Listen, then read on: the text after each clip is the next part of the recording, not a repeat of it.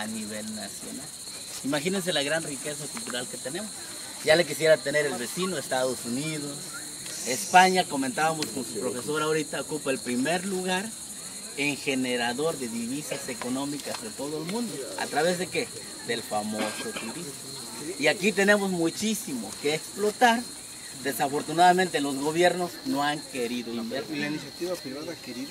La iniciativa privada ha querido, la gran sociedad y nosotros no lo hemos permitido. ¿Por qué? Porque sería comercializar con nuestra propia identidad cultural. Imagínense, ya nos tomaran como objeto comercial. Existe una ley que hemos pugnado por defenderla bastante, que es la Ley Federal de Monumentos, Zonas Arqueológicas, Artísticas, Históricas, en donde prohíbe precisamente hacer eventos políticos, comerciales, en las zonas arqueológicas o en museos. Desafortunadamente a veces nuestras autoridades violan esa ley, ustedes lo saben.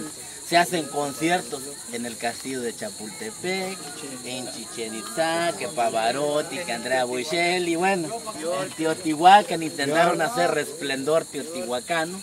Por eso si llega Peña Nieto no nos conviene, porque va a comercializar, en serio, con nuestra cultura.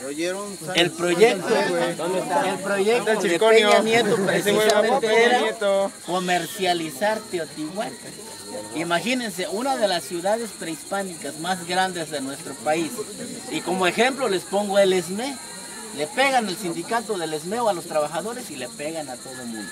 Hablando de cultura, comercialicen Teotihuacán y ténganlo por seguro que se comercializa todas las ciudades prehispánicas. Por eso no debemos de permitir eso. Bueno, fue un pequeño brevario cultural.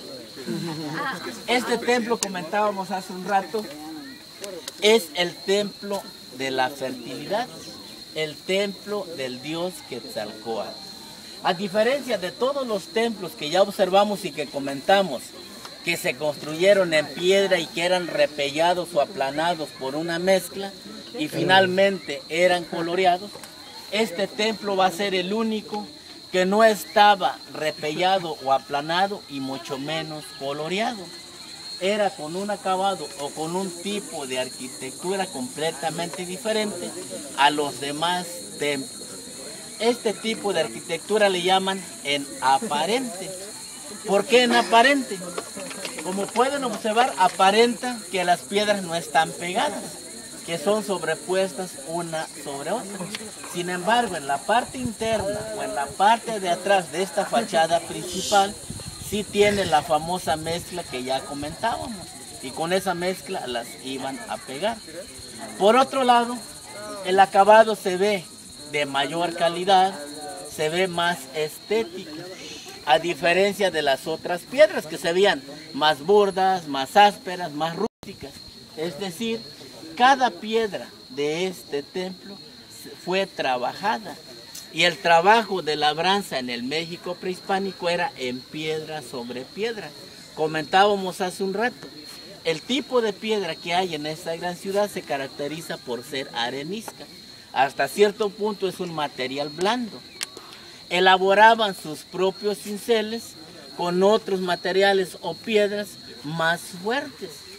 Es decir, el basalto, la misma obsidiana, el mármol, entre otros elementos. Imagínense nada más el tiempo que se llevaban uno en labrar o trabajar una piedra. Le sumamos todo el tiempo de toda la cantidad de piedras que se utilizó. Ahora le aumentamos el tiempo de construcción. Iba a ser un gran trabajo y mucho tiempo. Es decir, ellos iban a sacrificar trabajo y tiempo para construir un templo al dios que les proporcionaba sus alimentos, en este caso Quetzalcóatl. Por la relación que existía entre Quetzalcóatl y el ritual del juego de la pelota, en el interior de este templo tenemos dos juegos de pelota, que todavía no están restaurados y mucho menos abiertos al público. Este templo en perímetro es uno de los más grandes de esta gran ciudad. Mide 320 metros de longitud. ¿Cuál es el templo más grande? Así que de toda la República Mexicana, de juego de pelota. de juegos de pelota, el que está en Chichén, mide más 120 metros aproximadamente, hablando de juegos de pelota.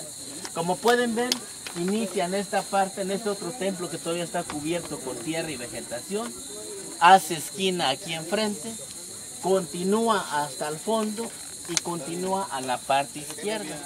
Desafortunadamente hasta ahí está la parte restaurada, que es aproximadamente un 60%.